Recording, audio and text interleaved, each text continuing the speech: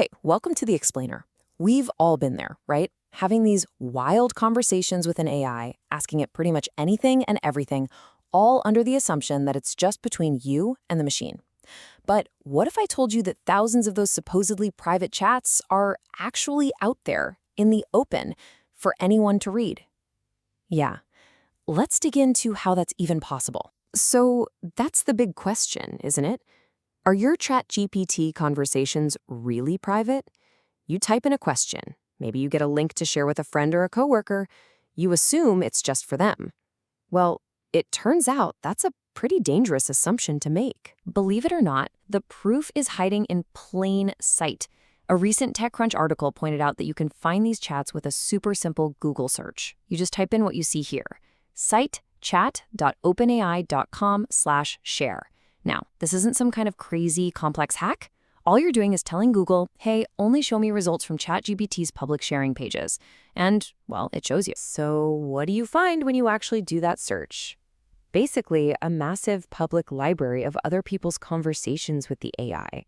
It's this incredibly raw, unfiltered, and honestly, kind of strange glimpse into the human psyche. And the sheer variety of what's out there is just wild.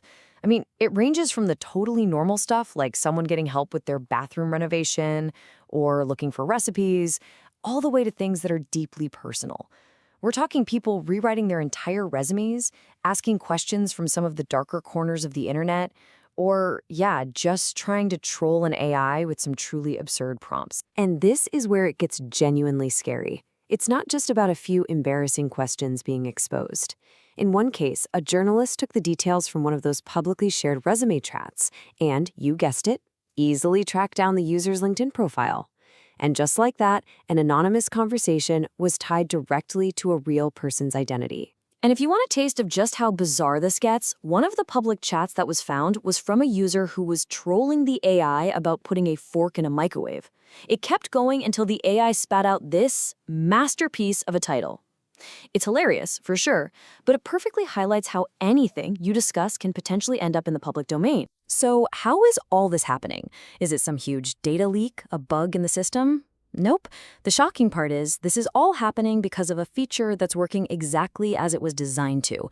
This is a feature, not a bug. For any chat to end up out there, a user has to take two very specific steps. First, they have to deliberately click the share button.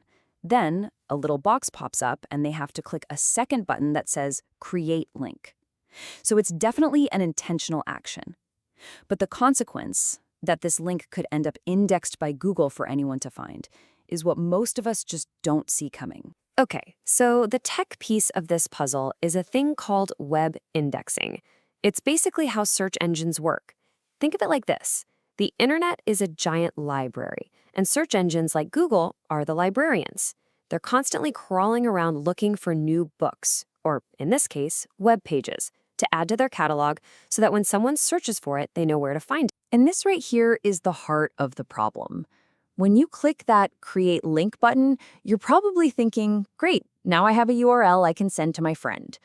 You're not thinking, I am now publishing a new document for the Google librarian to find and catalog for the rest of the world. It's that disconnect between what we think we're doing and what's actually happening that's creating this privacy mess. So this naturally brings up a really important debate. Who's actually responsible for this? Is it OpenAI for making a sharing feature that's so easily found by search engines? Or is it Google for, just doing its job of indexing the public web? A really great way to think about this is to compare it to a Google Doc. If you change a doc setting to anyone with the link can view, it's technically public. If that link ever gets posted on a public website, Google can and probably will find it and index it. It's the exact same principle with these ChatGPT share links. When TechCrunch asked about this, the two companies had different responses. A spokesperson for Google basically said that the publishers, in this case OpenAI, have total control over whether their pages get indexed by search engines. Meanwhile, OpenAI didn't give a comment before the article was published.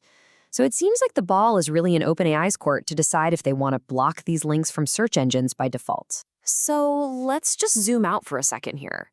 This isn't really just a story about ChatGPT. It's a huge reminder about our digital footprint and how incredibly blurry that line between private and public has become online. What we do on the internet can have a much longer and much more public life than we ever intended. So, what are the big takeaways from all this? First, and this is crucial, you have to understand that shareable can very often mean public and searchable. And while ChatGPT does hide your name on these shared links, remember, the content of your chat is right there for all to see. The real lesson is to always check the sharing settings on any app you use and just work from the assumption that any link you create could potentially be found by anyone. And that really leaves us with this one big final question to chew on. We live in an age where clicking share is like a reflex. So in this world, what does the word private truly mean anymore? And how much of the job of protecting that privacy is on us? That's definitely something to think about.